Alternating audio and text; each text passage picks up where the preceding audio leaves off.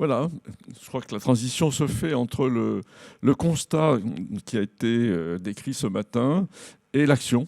Et là, la petite vidéo qui a été faite à l'issue de ce programme de sensibilisation dans les lycées, c'est 7 lycées. 7 lycées d'Île-de-France, avec le soutien de la région Île-de-France. 7 lycées, 200 lycéens à peu près. Et donc ce programme va continuer. Donc on nous demande maintenant d'en faire 20, mais on va travailler avec les collectivités locales, non pas seulement la région, mais aussi les communautés de communes, communautés d'agglomération. Et on rencontre un enthousiasme, enfin je peux utiliser ce mot aujourd'hui.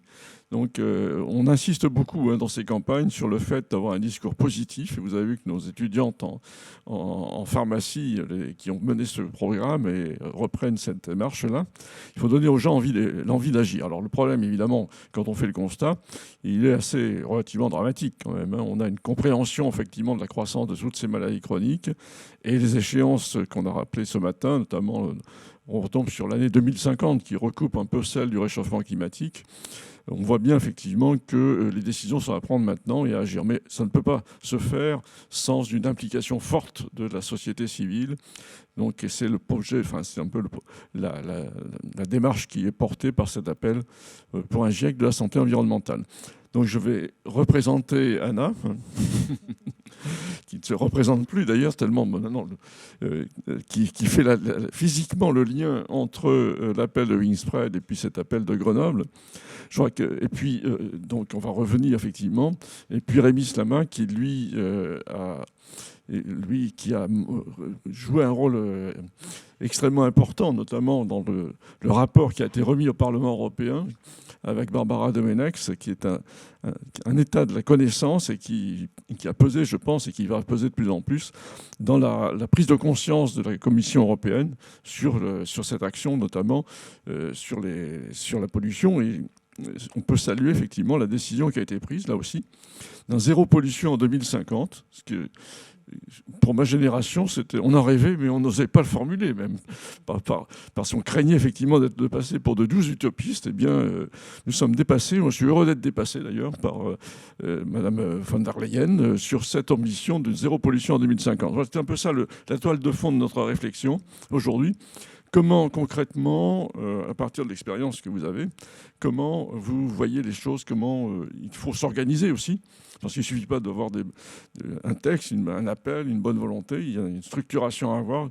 Quelles sont les étapes maintenant à prévoir dès maintenant pour arriver à cet objectif d'arriver en 2050, à zéro pollution en 2050?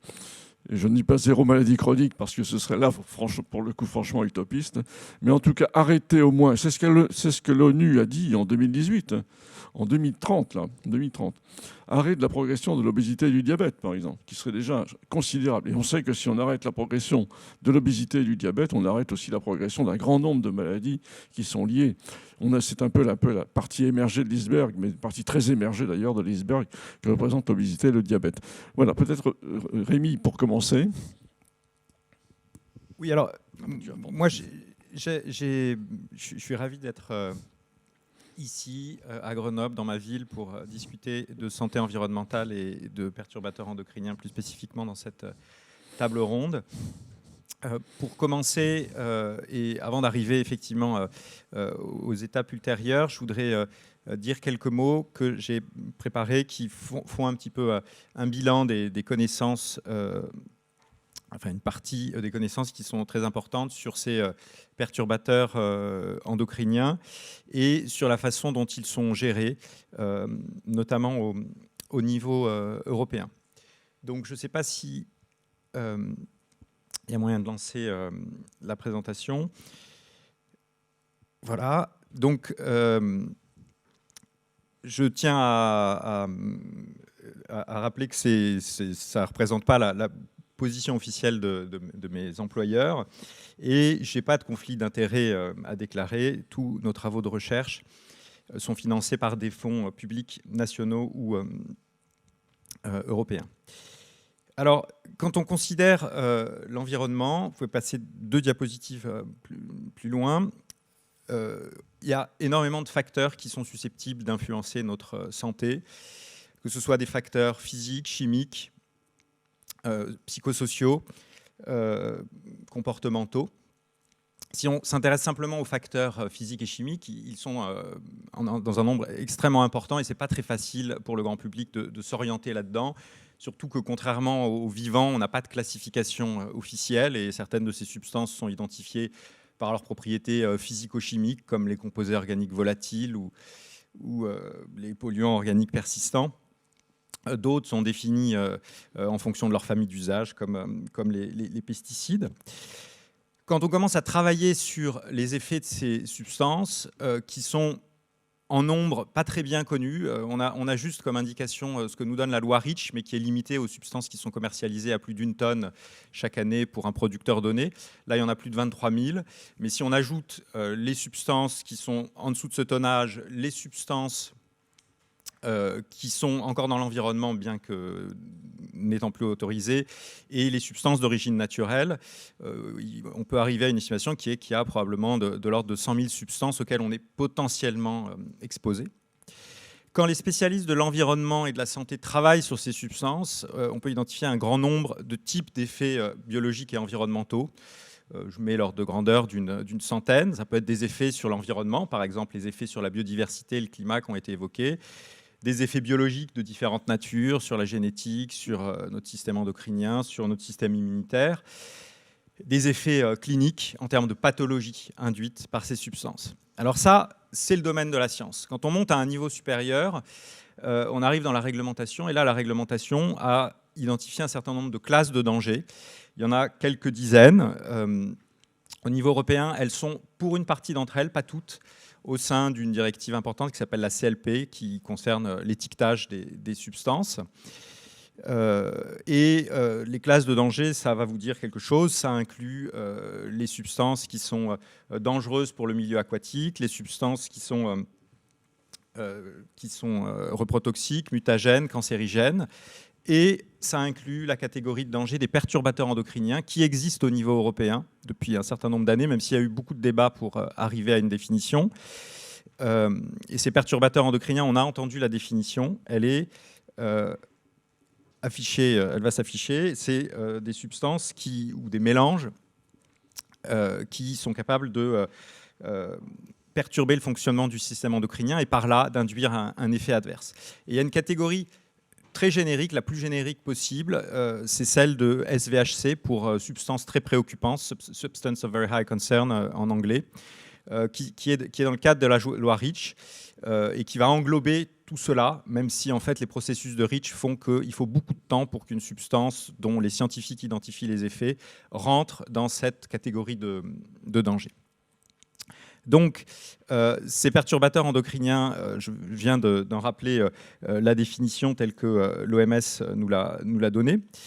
Pour comprendre les effets possibles, il faut dire un mot du fonctionnement de ce système hormonal qui est altéré par les perturbateurs endocriniens. Ce système endocrinien qui va apparaître ici, c'est en fait un système de communication au sein de notre organisme qui contrôle les grands équilibres, par exemple notre température, qui contrôle aussi le développement, ce qui nous fait passer d'une cellule à l'être, l'enfant, puis l'adulte qu'on devient. Et ce système de communication, il s'appuie non pas sur un influx nerveux comme celui de notre système, un influx électrique comme celui principalement de notre système nerveux, mais sur un signal chimique, celui des hormones. Et ce qui peut se passer, c'est que parmi la centaine de milliers de substances qui sont dans notre environnement, certaines franchissent les barrières de l'organisme, qui ne sont pas des barrières étanches, loin de là, que constitue notre peau, que constitue notre intestin, que constituent aussi dans l'organisme d'autres barrières, comme la barrière hémato-encéphalique ou le placenta qui protège respectivement notre cerveau ou le fœtus en développement. On sait que ces barrières ne sont pas parfaites. Ces substances chimiques, elles vont généralement échapper au système immunitaire parce que le système immunitaire, c'est l'outil que nous a donné l'évolution pour se défendre face aux virus et aux bactéries. Mais quand les espèces dont on descend ont évolué, il y avait moins de substances chimiques dans l'environnement, il n'y avait que les substances d'origine naturelle. Et donc ce système immunitaire, même s'il peut avoir une certaine efficacité contre certaines grosses molécules, de manière non ciblée, il est beaucoup moins capable de réagir face à des molécules chimiques qu'il l'est face à des virus ou des bactéries. Et donc, il est tout à fait possible que certaines de ces substances qui sont dans l'environnement atteignent notre organisme. Et donc là, il faut se rappeler et garder à l'esprit comment le système endocrinien fonctionne. On peut se le représenter comme une reconnaissance entre une clé, que serait l'hormone, qui circule dans l'organisme, dans notre circulation sanguine, et qui arrive à proximité d'une cellule, à la surface de laquelle se trouvent des récepteurs nucléaires, qui sont des protéines, donc des grosses molécules qui vont reconnaître physiquement, et l'image de la clé et de la serrure est assez juste, cette hormone.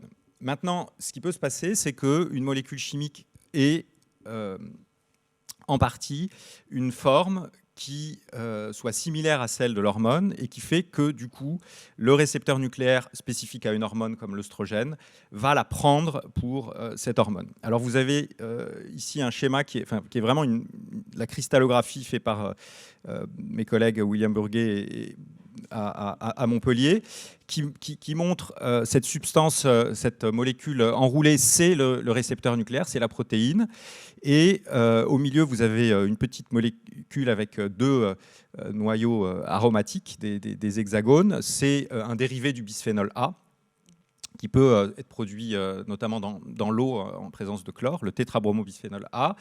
Et cette image de cristallographie montre que en fait, cette molécule de tétrabromobisphénol A peut réagir et interagir avec le récepteur nucléaire. Ici, c'est le récepteur nucléaire PIPAR gamma qui normalement est sensible à des lipides. Donc, on va avoir un message qui peut être de faire croire à ce récepteur nucléaire et du coup d'induire la cellule dans un comportement similaire à ce qui se passe en présence de lipides, ou bien un effet antagoniste qui consiste à bloquer ce récepteur et à le rendre insensible du coup à ces ligands naturels, aux hormones auxquelles normalement il doit être sensible.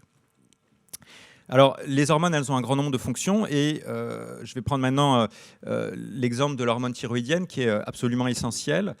Notre thyroïde, on le sait, et on a beaucoup parlé dans le cadre des débats autour du lévothyrox de ses fonctions, parce que l'hypo ou l'hyperthyroïdie est un trouble très fréquent. Cette hormone la thyroïde à l'âge adulte, elle va contrôler la température du corps, elle va contrôler la fréquence cardiaque, avoir une influence sur nos humeurs, l'anxiété, la concentration et le métabolisme. Durant le développement, l'hormone thyroïdienne, et notamment au début du développement, l'hormone thyroïdienne maternelle, est essentielle pour envoyer des messages qui vont contrôler le développement du cerveau du fœtus.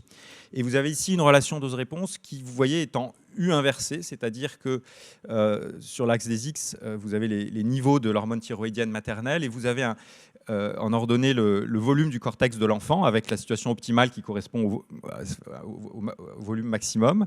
Et vous voyez qu'il y a un optimal en termes d'hormone thyroïdienne maternelle qui maximise le développement du cortex, donc cette partie essentielle du cerveau de son enfant, et qu'on est sur des échelles de concentration extrêmement faibles, hein, c'est des picomoles par litre de sang, et vous voyez que si les niveaux d'hormones thyroïdiennes sont un peu supérieurs ou un peu inférieurs à cet optimum, on s'attend à ce que le développement du cortex soit altéré, et avec des effets qui peuvent concerner le développement du cerveau, la cognition et le quotient intellectuel de l'enfant. Donc on a vraiment un axe thyroïdien qui a des fonctions absolument essentielles, qui, s'il est perturbé, peut avoir des effets de santé qui sont réels, qui ont été illustrés dans le cadre d'un drame qui a déjà été évoqué ce matin, le drame de Minamata au Japon. Le Japon, vous savez qu'après une ère de fermeture jusqu'à la fin du 19e siècle, s'est ouvert assez rapidement avec un développement industriel important, une industrialisation assez rapide jusque dans la partie sud de l'archipel.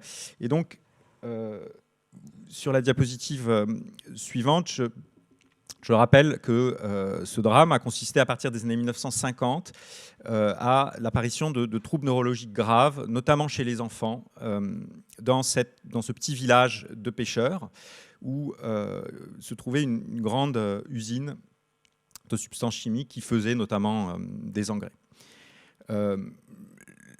Les propriétaires de l'usine l'ont pas reconnu et il a fallu des enquêtes internationales en fait pour établir les choses, mais ils rejetaient des quantités importantes de mercure dans cette baie auxquelles cette population de pêcheurs était fortement exposée. Et on s'est rendu compte, en tout cas une des hypothèses fortes pour expliquer les troubles neurologiques survenus dans la population de Minamata sont expliqués dans le schéma suivant. En fait, pour être active, l'hormone thyroïdienne nécessite des enzymes qui contiennent du sélénium. En présence de mercure, ces enzymes qui contiennent du sélénium sont inhibées, ce qui fait que l'activation de l'hormone thyroïdienne T4, qui est une active en hormone thyroïdienne active T3, ne se fait pas, et ce qui entraîne une altération du développement du cerveau du fœtus. Vous pouvez faire l'animation, s'il vous plaît. Voilà. Donc, une hypothèse forte sur une explication sur ces troubles neurologiques qui sont survenus à partir des années 1950 à Minamata et qui ont permis la prise de conscience concernant les effets du mercure et une certaine régulation par la Convention de Minamata de ce mercure, mais substance qui n'est pas interdite aujourd'hui, même si on a fait des efforts pour l'enlever de produits de consommation courante comme les thermomètres. Donc, quelques leçons de Minamata. On a une illustration du rôle possible de l'environnement dans les troubles cognitifs, qu'on a vu souvent comme des problèmes d'origine purement génétique. Oui, il y a une composante génétique, mais ce n'est clairement pas la seule. On a d'autres exemples de substances environnementales neurotoxiques, la plus célèbre étant un de nos plus anciens ennemis, à savoir le plomb. Tout ceci nous rappelle que le développement du cerveau, comme celui de tous les autres organes, est sous un contrôle hormonal. Et ici, on a un exemple d'une perturbation du système hormonal et de la voie spécifique de l'hormone thyroïdienne par le mercure. Je voudrais citer un autre exemple historique important, celui du distilbène ou le diéthylstilbestrol, qui est une molécule qui a été inventée aussi au milieu du XXe siècle, qui a été prescrite aux femmes enceintes parce que cette molécule a été inventée pour mimer l'action de l'œstrogène. Alors c'était pas tellement longtemps après la synthèse de l'insuline et beaucoup d'espoir dans la médecine, dans les progrès qui pourraient être obtenus en synthétisant différentes hormones naturelles. Et donc on a fait des efforts pour synthétiser aussi des substances qui ressemblaient à l'œstrogène. Et on s'est dit que la femme enceinte synthétisant l'œstrogène, ça ne pouvait pas être une mauvaise idée de leur prescrire des œstrogènes pendant la grossesse. On est là, ici, on est aux États-Unis, et à une époque où la publicité sur les médicaments était autorisée. Et donc vous voyez qu'on promet à cette substance, commercialisée sous différents noms, dont le diéthylstilbestrol ou Desplex ici, de prévenir les fausses couches spontanées, le travail prématuré. Et vous voyez, c'est indiqué, et les obstétriciens qui travaillaient dans les années 50-70 vous le confirment, l'idée de l'industrie pharmaceutique était de l'utiliser en prophylaxie de routine dans toutes les grossesses. Malheureusement, ce qui s'est passé, c'est qu'on s'est rendu compte, d'une part, chez la femme enceinte à qui on prescrivait cette molécule, d'un risque accru de cancer du sein. Vous pouvez peut-être faire l'animation.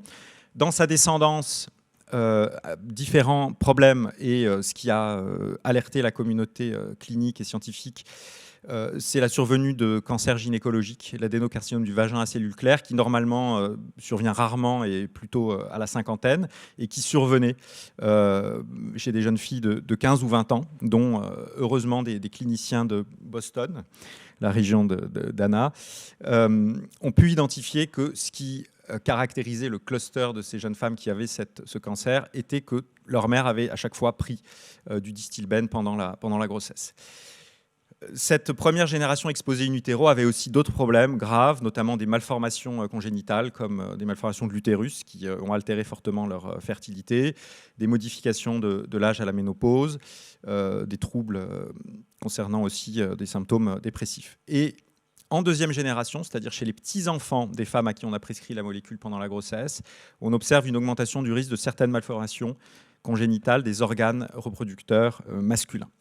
Donc vous avez ici l'exemple d'une substance synthétisée pour mimer l'œstrogène naturel et qui va avoir des effets sur les personnes exposées, leur descendance, sur au moins 2 générations, par des mécanismes qui ne sont pas parfaitement connus, qui peuvent correspondre en partie à des altérations épigénétiques. Cet axe de l'œstrogène est particulièrement important pour un des principaux cancers, le premier cancer en Europe, qui est le cancer du sein. En France, ça correspond à 58 000 cas par an, 12 000 décès et pas loin de 3 milliards d'euros rien que pour les soins, et bien sûr encore plus si on prend en compte la souffrance. Et la voie œstrogénique est cruciale dans le cancer du sein, Anna Soto l'a déjà évoqué. C'est illustré par l'influence de Gistilben que je viens de rappeler sur le risque de cancer du sein, par le drame aussi des traitements de substitution de la ménopause qu'on a prescrits jusqu'à il n'y a pas si longtemps dans notre pays et ailleurs, et qui entraînaient un risque accru de cancer du sein. Le premier médicament anticancéreux efficace contre le cancer du sein, c'est le tamoxifène, et il se trouve qu'il agit par un mécanisme anti-œstrogénique, ce qui illustre l'implication de cette voie dans le développement de cette maladie. On sait aussi que les facteurs reproductifs sont liés à la survenue de cancer du sein. En gros, plus une femme va allaiter ses enfants, avoir d'enfants, avoir de grossesse, plus son risque de cancer du sein va être faible. Et c'est probablement expliqué par une diminution de son exposition à ces œstrogènes d'origine interne à son organisme. Et puis, des substances chimiques agissant sur la voie œstrogénique peuvent aussi influencer le risque de cancer du sein. Au-delà du bisphénol A, déjà évoqué par Anna Soto, le DDT, l'archétype des pesticides organochlorés synthétisés à partir des années 1940, est lié, dans le cas d'une exposition précoce, à un risque accru de cancer du sein. Et des collègues espagnols ont aussi démontré que la charge xénoœstrogénique totale, c'est-à-dire en fait la quantité d'œstrogène d'origine externe à l'organisme qu'on a dans notre corps, est associée à une augmentation de ce risque de cancer du sein. Il y a d'autres facteurs de risque, des facteurs génétiques comme BRCA1, et puis la consommation d'alcool, bien sûr, et la pollution atmosphérique, comme on l'a récemment démontré dans mon équipe. Donc pour résumer, ce système endocrinien qui a de nombreux axes, j'ai évoqué l'axe thyroïdien, j'ai évoqué l'axe de l'œstrogène, a des fonctions biologiques nombreuses, avec un contrôle de la croissance, du développement osseux, de la puberté, développement de la fertilité. Il interagit avec notre système immunitaire, Philippe Grandjean l'a rappelé. Il a une influence sur notre neurodéveloppement, sur notre fonction cardiaque. Et à partir du moment où des substances vont être capables de pirater cette messagerie chimique qui, comme vous l'avez vu, peut être piratée de façon pas très compliquée, comme toute messagerie, elle n'est pas parfaite, eh bien, on peut s'attendre à des altérations de toutes ces fonctions biologiques et donc une augmentation du risque de surpoids, de certains cancers dans les organes sensibles aux hormones, comme sein, prostate, testicules au premier plan, des malformations congénitales, des troubles neurodéveloppementaux, des troubles métaboliques comme le diabète. Alors ça, c'est un problème potentiel. Maintenant, il se trouve que des substances agissant et interagissant avec le système endocrinien, parmi toutes celles qui sont synthétisées ou qui existent naturellement dans l'organisme, dans l'environnement, il y en a un grand nombre dans toutes les familles d'usage, que ce soit les médicaments, les cosmétiques comme parabènes ou triclosan, dans les produits à usage industriel ou domestique comme les bisphénols ou les retardateurs de flamme, les composés perfluorés déjà évoqués aujourd'hui, dans des produits de combustion, parmi les produits phytosanitaires, les pesticides, et aussi parmi les substances naturelles comme les phytoœstrogènes ou les mycotoxines, ces substances synthétisées par les champignons notamment.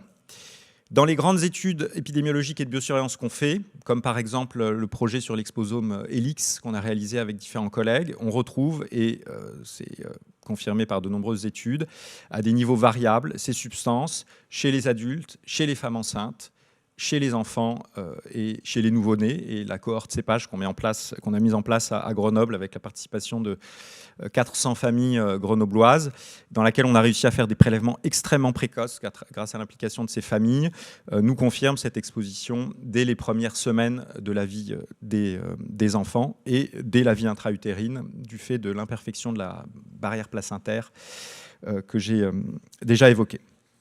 Donc, on est exposé à un grand nombre de substances capables d'interagir avec ce système endocrinien qui a des rôles essentiels pour notre santé et notre bien-être. Alors, qu'est-ce qu'il faut faire du coup ? Comme ça a été évoqué, on est en Europe, qui est la région du monde où le problème de la perturbation endocrinienne a probablement été le plus rapidement pris en compte dans la réglementation.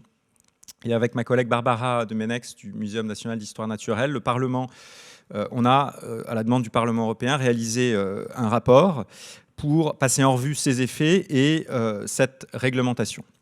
On a considéré que pour protéger efficacement la santé, on était vraiment axé sur la santé, même s'il y a des préoccupations environnementales avec toutes ces substances aussi, il y avait 5 conditions qui étaient d'abord d'avoir une définition claire des perturbateurs endocriniens. Un problème qui n'est pas défini, on va avoir du mal à l'appréhender et d'ailleurs ceux qui souhaitent que le problème ne soit pas traité le savent bien et on fait beaucoup d'efforts pour qu'il n'y ait pas de définition qui soit promulguée.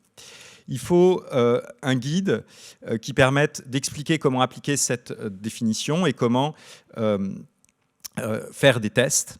Il faut que ces tests d'identification des perturbateurs endocriniens existent. Il faut qu'ils soient exigés par la réglementation et pas simplement liés à la bonne volonté de chacun. Et il faut qu'à partir du moment où on a la réponse au test, il y ait une logique de gestion du risque. On a considéré chaque secteur et grand secteur de la réglementation qui peut entraîner être associé à une exposition de la population générale et on s'est demandé si ces 5 conditions étaient réunies.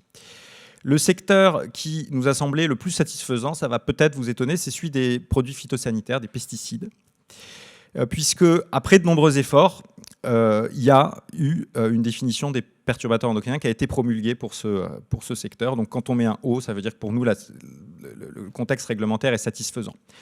Les agences réglementaires, EFSA, ECHA, qui s'occupent des produits chimiques et des pesticides, ont promulgué rapidement après cette définition un document guide.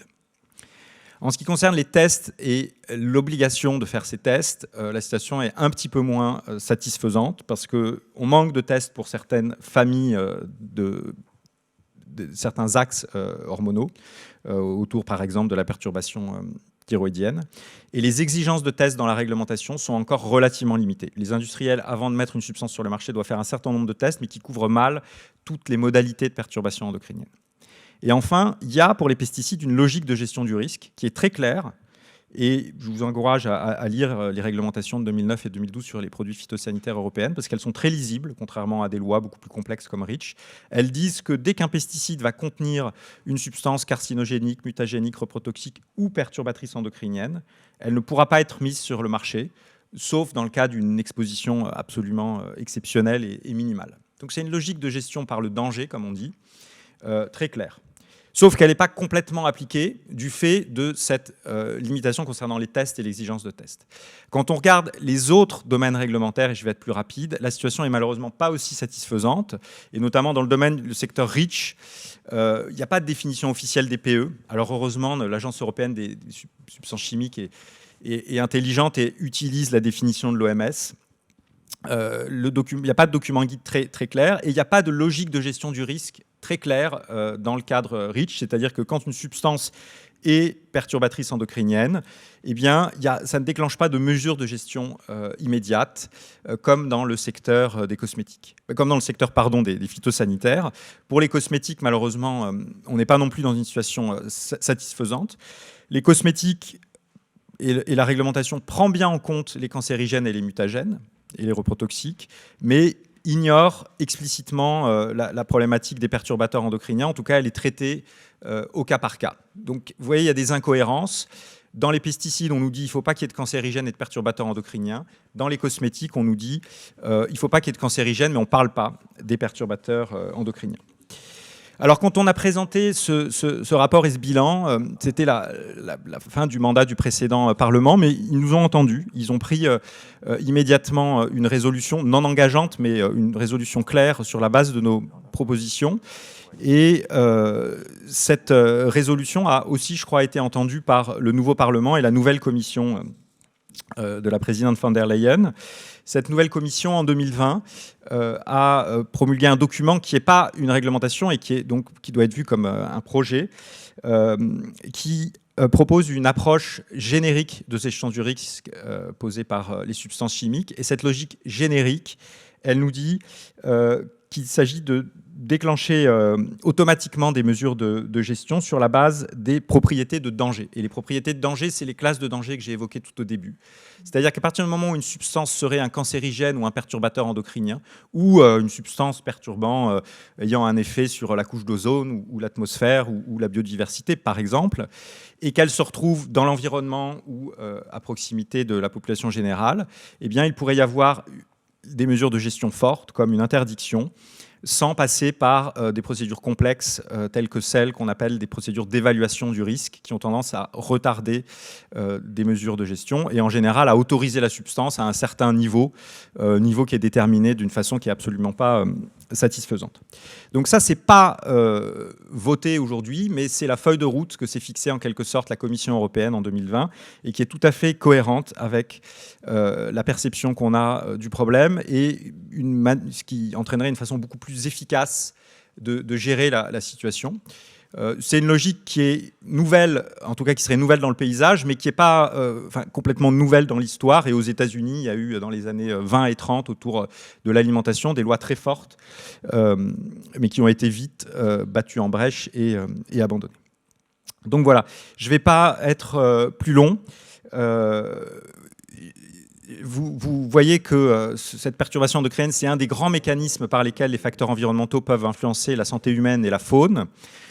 Le mécanisme est susceptible de s'appliquer à un grand nombre de composés et entraîner une large palette de troubles de santé, de malformations congénitales, à des troubles neurodéveloppementaux, voire à certains cancers ou pathologies métaboliques.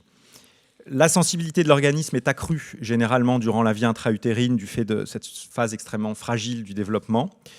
Le niveau de connaissance et des preuves est variable selon les substances, mais il y a d'ores et déjà beaucoup de substances et beaucoup d'effets pour lesquels on a un niveau de preuve important, notamment pour les bisphénols, certains phtalates, les composés perfluorés, ce qui fait qu'il n'y a absolument pas de raison pour ne pas agir et la réglementation est déjà en place en bonne partie.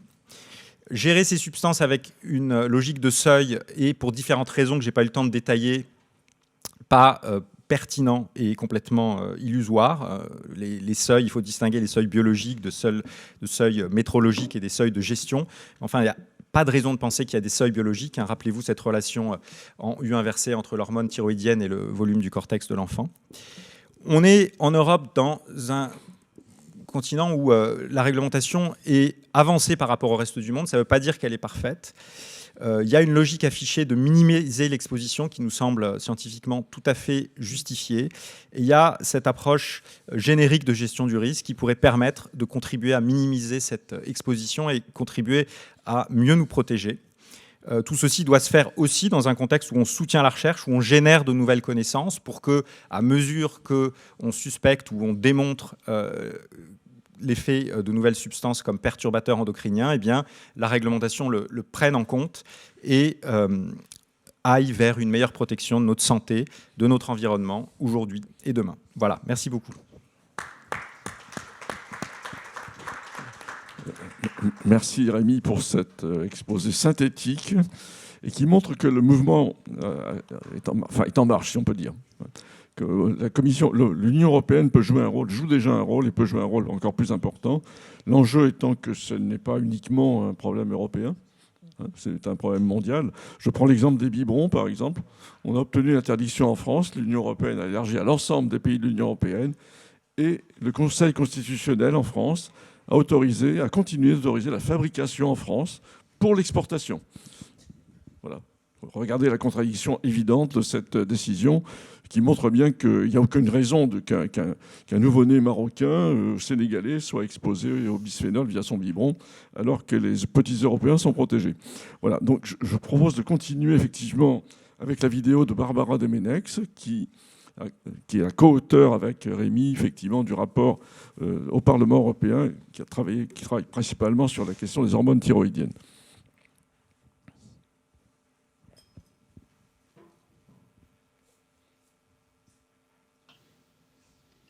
Bonjour, je suis Barbara Demenex et je voudrais parler d'une publication qu'on a faite dans le journal Science le mois dernier.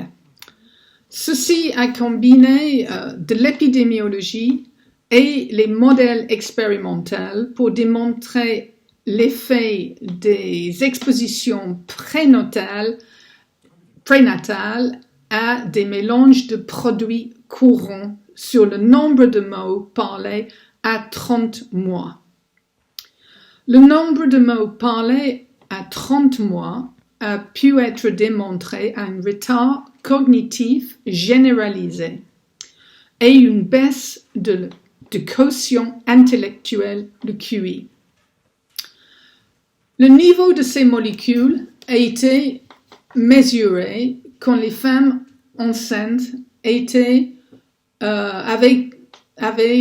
10 semaines de grossesse. Le fait qu'on a pu démontrer que ceci était dû à des interactions épigénétiques, une interaction entre le génome et l'environnement, un peu comme les effets au-dessus du gène.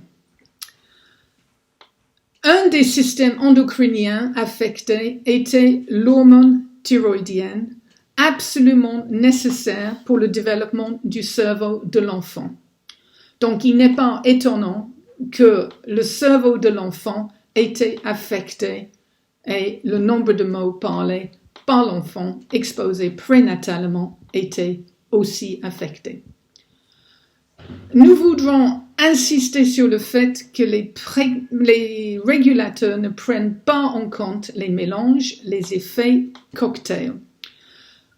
Pourtant, on est exposé quotidiennement à des effets par l'air qu'on respire, par l'eau qu'on boit et la nourriture que nous mangeons.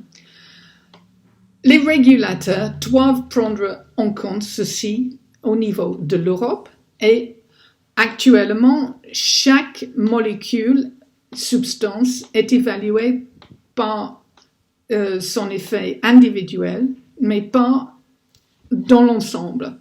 Donc, il faut absolument qu'on mesure les effets des mélanges. Il y a plusieurs possibilités qui ont été démontrées. Voilà, c'est une synthèse effectivement qui annonce déjà l'enjeu de recherche en fait, de lien entre la recherche fondamentale, parce que on parle de l'effet cocktail, on le constate, il semble de bon sens évidemment, mais actuellement on n'a aucun moyen d'évaluer cet effet cocktail, ce qui est quand même une volonté en tout cas de ne pas s'attaquer à ce problème, parce que derrière il faudra en tirer effectivement les conséquences. Mais c'est ce qu'on attend effectivement d'un GIEC de la santé environnementale, c'est que cette question soit analysée et que des propositions précises soient faites pour que ce gap soit comblé. Voilà, on peut passer maintenant à la vidéo de Charles Sultan, qui est à Montpellier, donc au CHU de Montpellier, enfin qui a été au CHU de Montpellier, pour une retraite non méritée parce qu'il continue à la ville de Montpellier, donc il n'est toujours pas en retraite, mais ses travaux ont été extrêmement importants au début des années 2000 pour mettre en évidence l'impact sur l'appareil génital et sur les troubles de reproduction, sur la première génération et même la deuxième génération exposée aux pesticides principalement.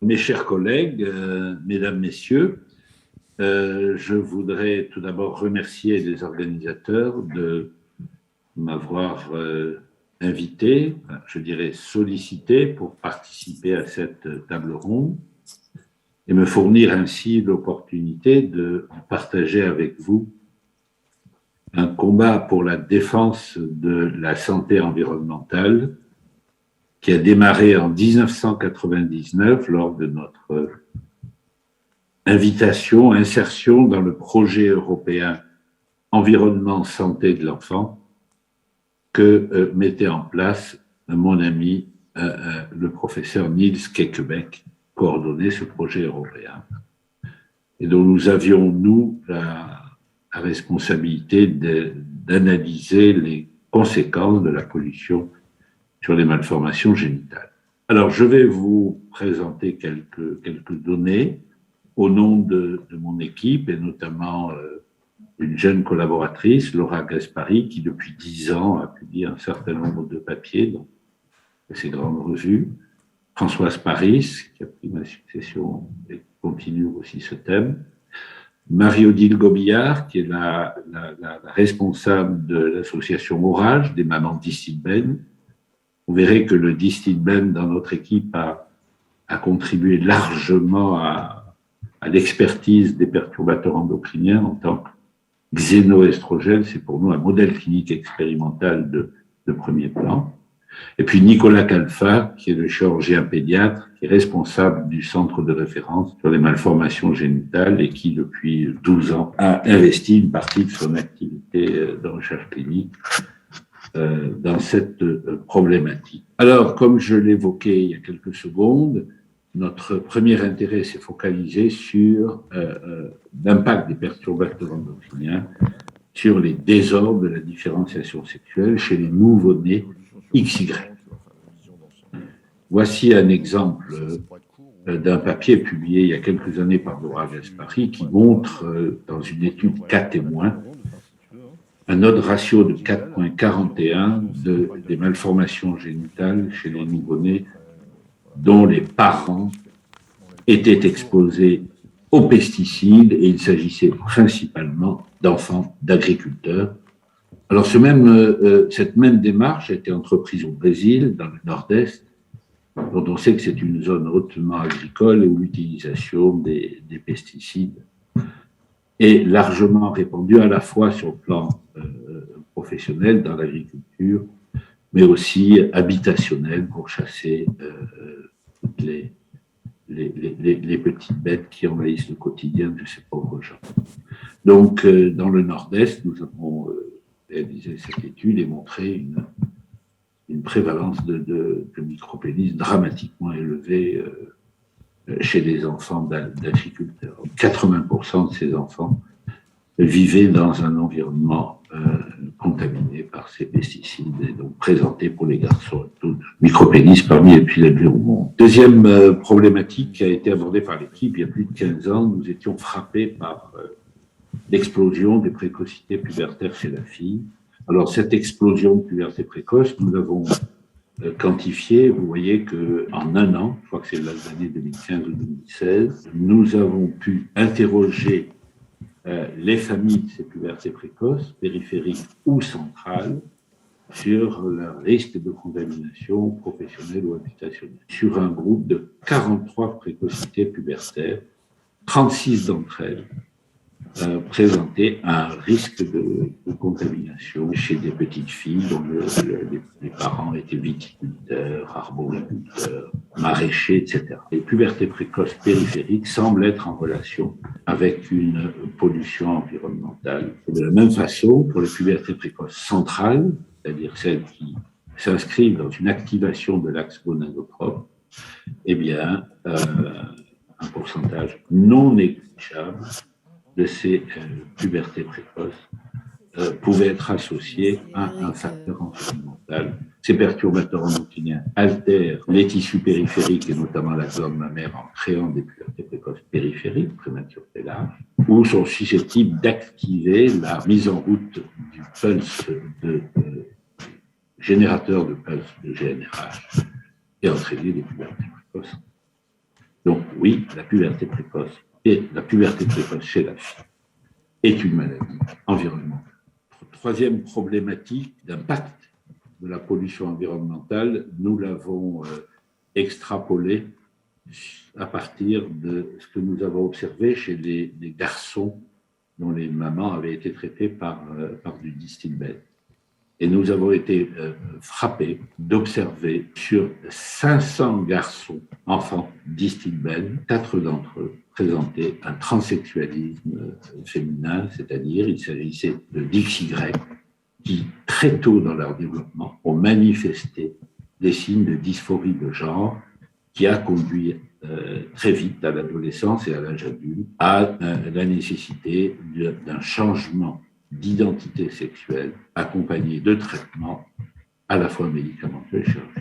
Ce qui est frappant, c'est qu'on peut voir chez les enfants contaminés par un xénoestrogène, la fréquence est de 4 sur 500, c'est environ 400 à 1000 fois plus, selon les références, 1000 fois plus de fréquence de transsexualisme chez les garçons contaminés pendant leur vie natale par des xénoestrogènes. C'est un message extrêmement important que nous sommes en train d'écrire.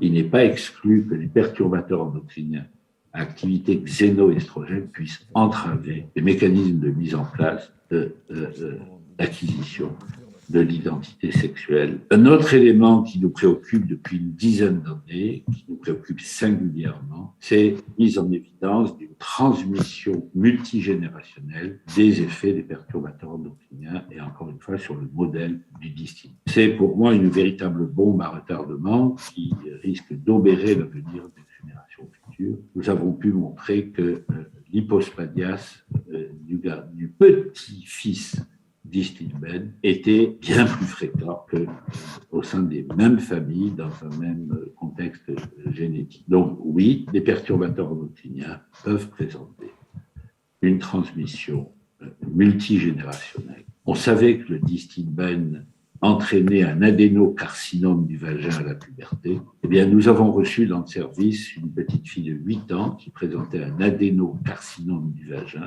et qui n'était pas une fille Distilbène, mais une petite fille Distilbène. À l'évidence, il existe un effet multigénérationnel de l'effet du Distilbène et donc des perturbateurs endocriniens. Nous avons eu l'opportunité d'examiner une très grande famille dont toutes les filles étaient porteuses d'endométriose, dont la mère avait pris du Distilbène pendant la gestation. Il est intéressant de noter que les petites filles Distilbène, on peut même dire que l'arrière-petite-fille, présentent tous les symptômes évocateurs d'une endométriose. Donc oui, l'endométriose est pour partie une maladie environnementale, pour partie induite par les perturbateurs endocriniens, et c'est une information qui avait déjà été décrite cliniquement et expérimentalement. Et là, il apparaît une transmission transgénérationnelle dans le développement de l'endométriose. On savait que les perturbateurs endocriniens, et plus précisément le Distilbène, entraînaient des troubles psychiatriques. Et bien là, on le voit chez les enfants et les petits-enfants de Distilbène, on observe une forte expression de tentatives de suicide, de psychose, de troubles du comportement. Oui, les perturbateurs endocriniens peuvent être responsables de troubles psychologiques et psychiatriques sévères, comme l'a montré le docteur Vobillard au niveau des tentatives de suicide. Toujours sur l'aspect scientifique et médical, je dirais que dans l'équipe, le docteur Gaspari, qui est une pédiatre endocrinologue, effectue une thèse de science dans l'unité INSERM sur ce sujet qui nous préoccupe singulièrement, celui de la transmission transgénérationnelle, et elle a pris comme modèle les effets de la contamination par la dioxine, principale composante de l'agent orange. Elle se focalise, c'est son travail, sur la recherche de marqueurs moléculaires de la contamination par la dioxine, sur des modèles cellulaires, animaux, pour pouvoir trouver une application chez l'homme, puisque lors d'une mission au Vietnam, j'ai pu observer que ces effets de la dioxine perduraient jusqu'à la 4e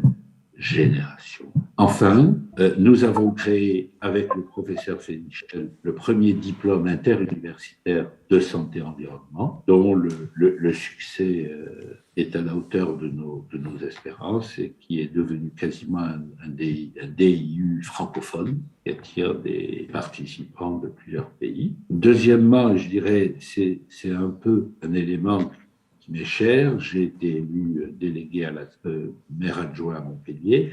J'ai donc la responsabilité de copiloter le contrat local de santé en connexion avec la RH et les différents acteurs de la santé. Et parmi les axes prioritaires que j'ai souhaité voir apparaître, le 4e thème concerne la santé environnementale, en focalisant sur la qualité de l'air, de la nutrition et de l'environnement urbain. J'ai fait en sorte pour que ces quelques messages contribuent au débat que vous allez avoir. La qualité des participants à ce débat ne fait aucun doute sur l'efficacité et le haut niveau des échanges.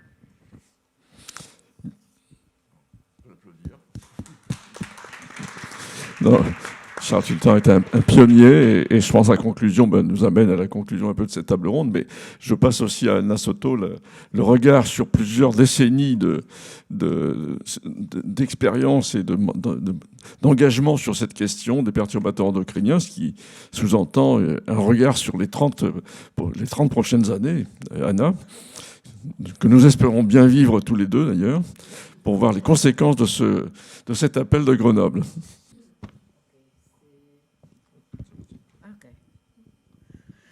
Bon, je pense qu'on a déjà travaillé beaucoup sur la partie scientifique et on encore est en train de comprendre mieux comment les perturbateurs endocriniens affectent le système, et ça c'est bien. Mais il faut, je pense, toujours avoir conscience que la science elle-même, il finit jamais. Il finit jamais. Parce que même ce que Newton a dit il y a 400 ans, il était mieux compris dans le 20e, à partir d'un travail mathématique, il a généralisé encore plus, etc. Donc, on ne peut pas dire il faut attendre jusqu'au moment qu'on sait comment est-ce que les mélanges agissent ou comment est-ce qu'il y a des effets multifactoriels. Et c'est ça que pour moi c'est important. Il faut avoir une politique de santé globale qui va être changée à fur et à mesure qu'on comprenne mieux les problèmes, mais qu'il faut l'implémenter. Et je pense que pour ça, c'est important de faire une chose comme les GIEC pour avoir quand même un consensus scientifique. Et on a commencé d'une certaine façon parce que l'UNEP et la HW, comment est-ce qu'on dit en français, c'est les WHO, comme en français, OMS, merci. Et donc, ils ont fait déjà 2 rapports sur les perturbateurs endocriniens qui sont très bien respectés. Il y a aussi les documents de Barbara et Romy, etc. Mais je pense que c'est bien d'avoir ces 2 projets d'UNEP, de les prendre en considération pour faire une politique plus globale sur les maladies chroniques. Ça, c'est bien. Il y a une autre partie, il faut avoir la société civile pour pousser les problèmes, parce que sinon, on aura toujours l'industrie travaille pour trouver une porte pour rentrer. Et donc, c'est ces histoires qui me perturbent, parce qu'il faut agir. Et par exemple, il y a des choses à faire. Je me demande toujours, quand je passe pour Monoprix, disons, et on voit, je ne sais pas, la quantité immense des marques différentes de shampoing. Est-ce qu'on a besoin de shampoing? En anglais, on dit. Bon. Et pourquoi on a toute cette variété des cosmétiques, des détergents, des vaisselles, etc. Et je pense qu'on doit commencer pour se demander exactement qu'est-ce qu'il est nécessaire. Et ça va pour les pesticides et pour toutes ces choses dans lesquelles on est exposé, en lieu de créer toujours une solution technique. C'est-à-dire, on sait que les plastiques, les problématiques, soit on change les règles et on fait une certaine symétrie entre le temps que l'industrie prend pour obtenir le permis pour introduire une substance, qui normalement il est moins d'1 an, et le travail pour annuler ou pour interdire quelques composants, quelques produits chimiques déjà dans l'environnement. Comme tu vois, 30 ans de bisphénol A et on n'a pas encore là. Donc, soit on fait une symétrie et on demande et on oblige l'industrie à faire les mêmes choses qu'on fait comme scientifique pour voir si un composant qui est déjà dans l'environnement il est dangereux ou non, ou on doit considérer des autres éléments comme s'il est vraiment nécessaire. Et je pense qu'il faut penser à ça. Il y a un composant éthique, il y a un composant de jurisprudence, etc. Et on doit penser à ça. On doit faire les GIEC maintenant et commencer à penser dans les mesures de repenser les problèmes de côté éthique, côté juridique, etc. Et sociologique, bien sûr. C'est tout à fait l'ambition, la grande ambition, hein, ne nous le cachons pas, d'arriver effectivement à avoir cette vision d'ensemble. Rémi, un mot de conclusion, peut-être toi qui as l'oreille de Ursula von der Leyen, comment les choses vont évoluer? Ce n'est pas le cas. Bon, ça va être le cas. Non, mais je crois qu'il y a vraiment... parmi toutes les questions qui se posent pour avancer, je crois qu'on est d'accord, étant donné la complexité des connaissances scientifiques et la nécessité de filtrer et synthétiser ce que font les scientifiques pour que ça se transforme en un message clair. Étant donné l'exemple éclairant du GIEC qui a été rappelé ce matin, étant donné la demande sociétale, il est clair que donc, ce besoin de synthèse et de diffusion des connaissances est essentiel, et il est clair aussi que l'échelle pertinente est l'échelle internationale, même si à différents niveaux il y a des efforts qui sont faits. À l'échelle nationale, l'INSERM fait des expertises collectives, l'ANSES synthétise les connaissances. À l'échelle européenne, il se passe aussi beaucoup de choses, mais il est clair que l'échelle internationale est pertinente. Donc vraiment, le besoin d'un tel forum est très clair. Une question qu'on peut se poser, c'est celle du lien, qui n'est pas un problème, hein, mais c'est celle du lien avec les autres grandes instances qui s'occupent de biodiversité, de changement climatique, de la couche d'ozone, car toutes ces dimensions sont liées. Le changement climatique, on va dire en gros que c'est beaucoup, même si ce n'est pas que ça, la combustion des énergies fossiles. J'ai aussi l'agriculture et d'autres activités, hein, bien sûr, mais la question de la santé environnementale, beaucoup des problématiques viennent de la chimie de synthèse qui s'appuie sur le pétrole comme matière première.